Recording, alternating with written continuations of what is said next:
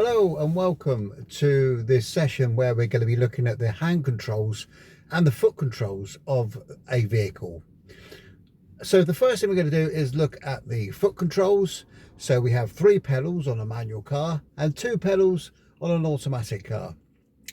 So the 3 pedals on a manual car are from right to left are the accelerator, the brake and the clutch pedal.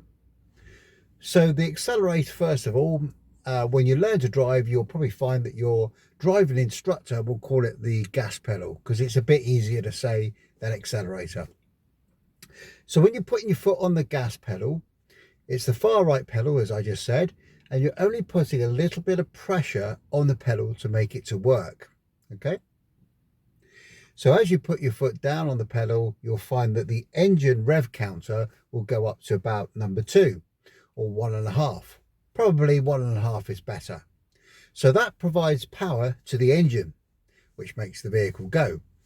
So the more you push on the gas, the faster the car will go.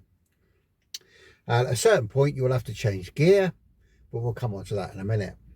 So also used with the right foot is the brake pedal as well. So when you're using the brake pedal, it's very similar to the gas pedal. You only need a little bit of pressure for the brakes begin to act.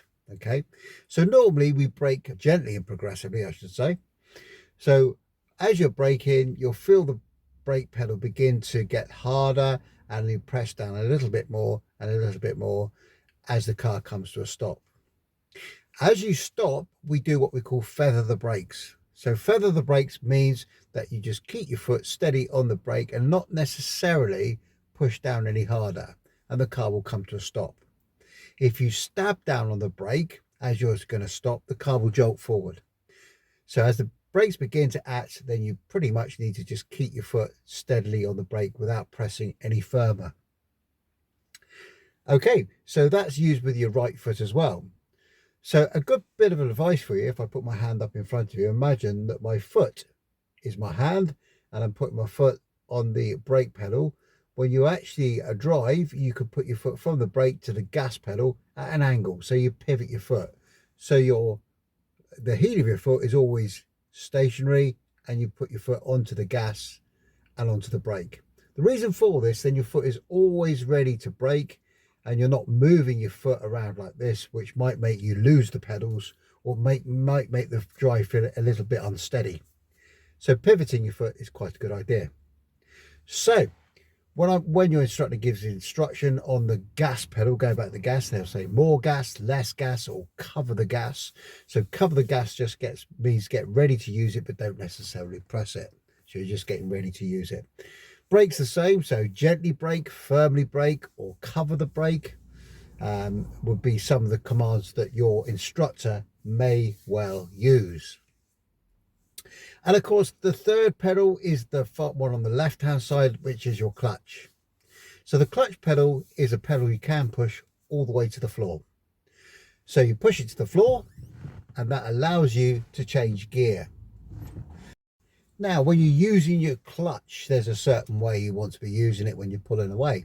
So when you pull away from the side of the road, you want to put the car into first gear, which we'll talk about in a moment, and raise the clutch to the biting point. Now, the biting point is where you hear the engine just start to lower, or the tone of the engine changes, and the front of the car starts to lift slightly.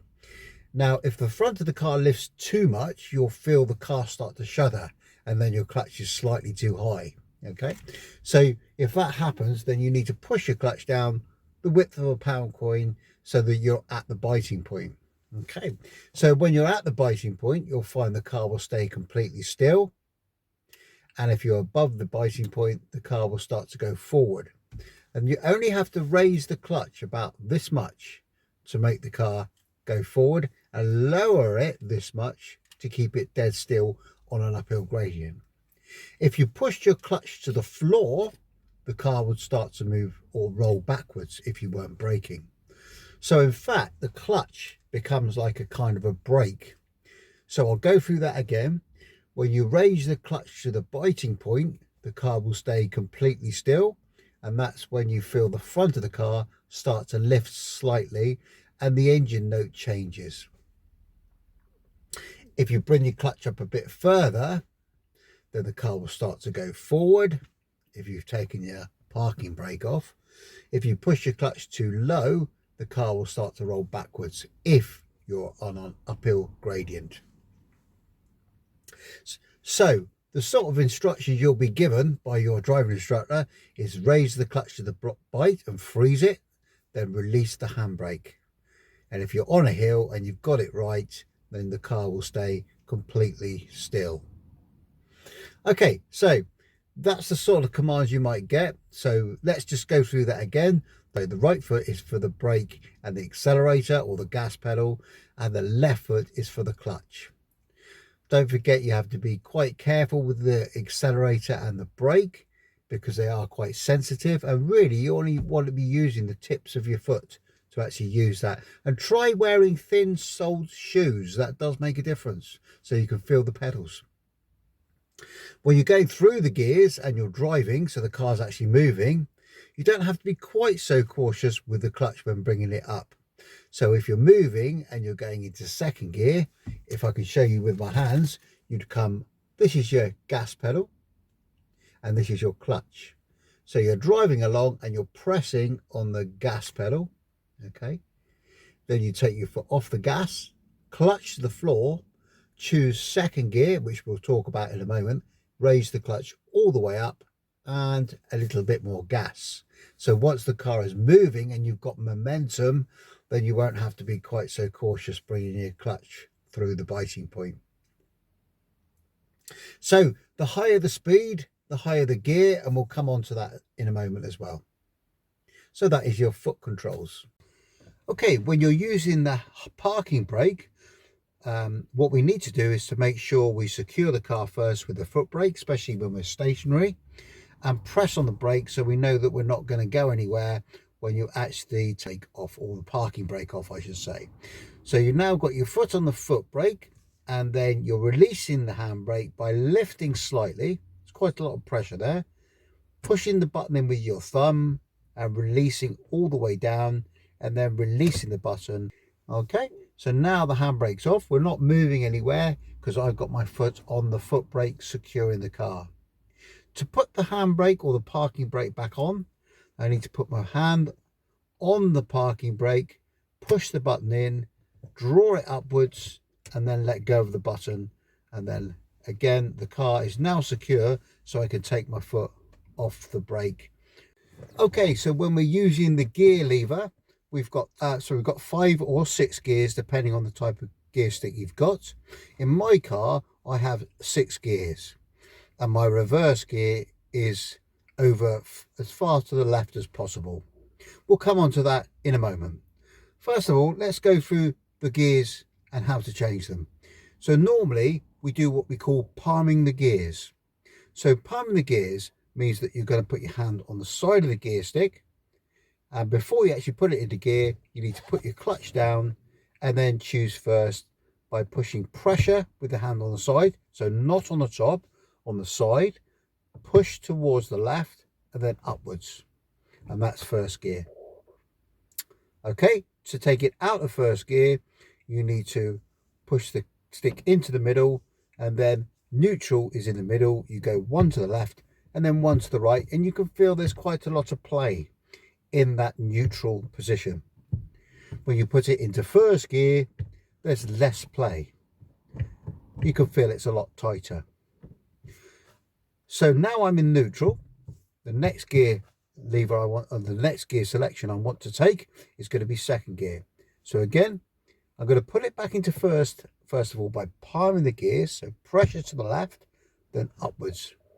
Keep the pressure on and draw it back through neutral and into second gear. Okay, now at the moment my clutch is still to the floor because I want to be changing gear. If I want to go into third gear, then I put my hand on the top and I'd let the gear stick go back into its natural position by pushing the gear stick forward, letting it spring to its natural position and push forward. So the gear stick sits between third and fourth gear. That's third and fourth gear. So for fourth gear, I would go back into fourth, straight back without putting pressure either way. So let me go through that again. It's first gear, palm it, pressure. Second gear, draw the gear stick back with the pressure. Third gear, you let the gear stick go back into its natural position and then forward. And then fourth gear is straight back. We also have fifth gear, which is pressure towards the right hand part of the gearbox. So you put pressure towards the right and into fifth gear, and then sixth gear is straight back. Into neutral again, one to the left, one to the right. You can feel the play. In my car, there's a special button for reverse gear. You push up and towards the left and then forward. Okay. A really good piece of advice for everybody is to change gear slowly. You do not want to rush your gears because that might make you go into the wrong gear. So nice slow gear changes about this pace.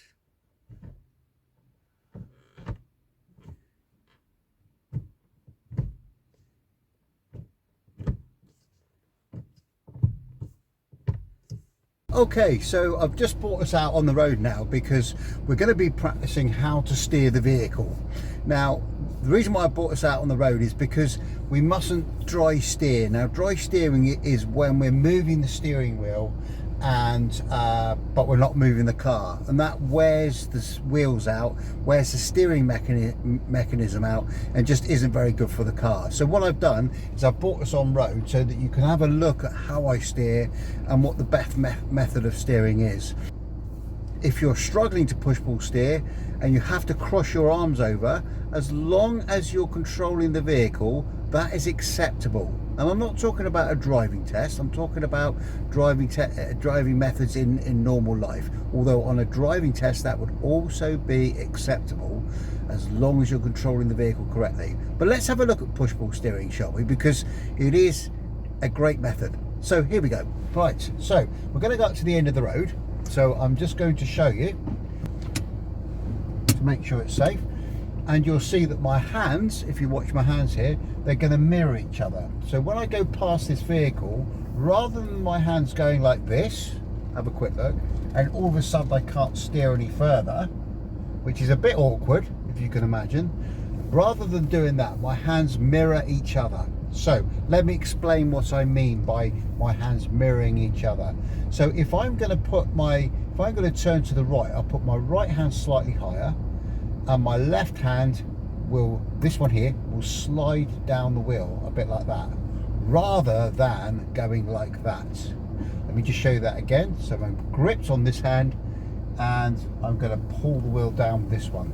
I'll stay silent as you have a look at this.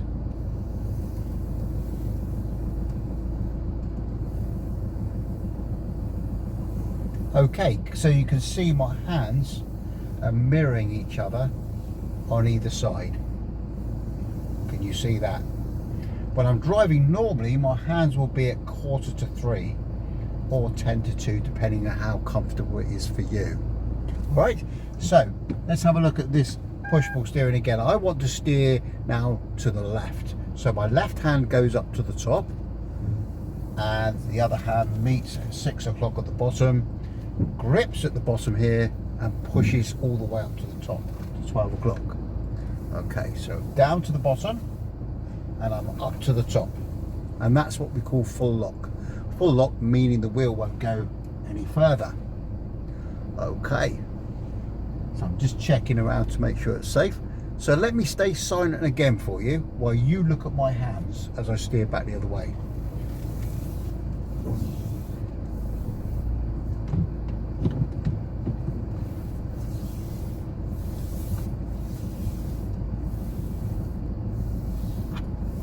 You might be able to see I'm going top to bottom, and then once my wheel is straight, I can put my hands back at 2:45 and I'm driving down the road.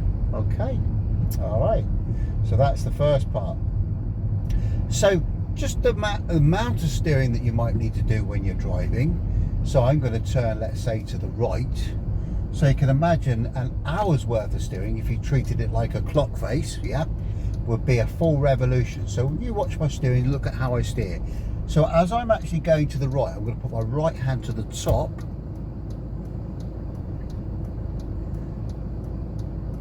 and I'm going to pull down to the bottom with my right hand and push up to the top with my left, and that will be enough. So 2 maneuvers with my hands is enough to take me around the corner. Once my wheel's straight, my hands go 2/4 to 3 again. So I don't always steer that much either. If I'm going to go, let's say I'm turning left, then at the end of the road, so I'm going to be checking my mirrors and signalling left. We'll come on to that later. But I only want to steer about half an hour here, so I probably don't need to put my hand quite so high. I just draw the wheel down, and then I can see it, and that's probably enough to take me around the corner, and then I'm back the other way and I'm off again.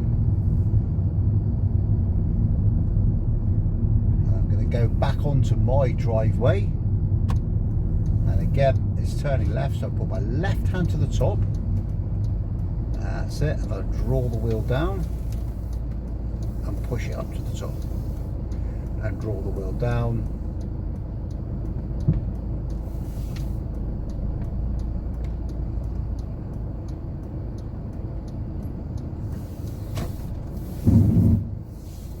There.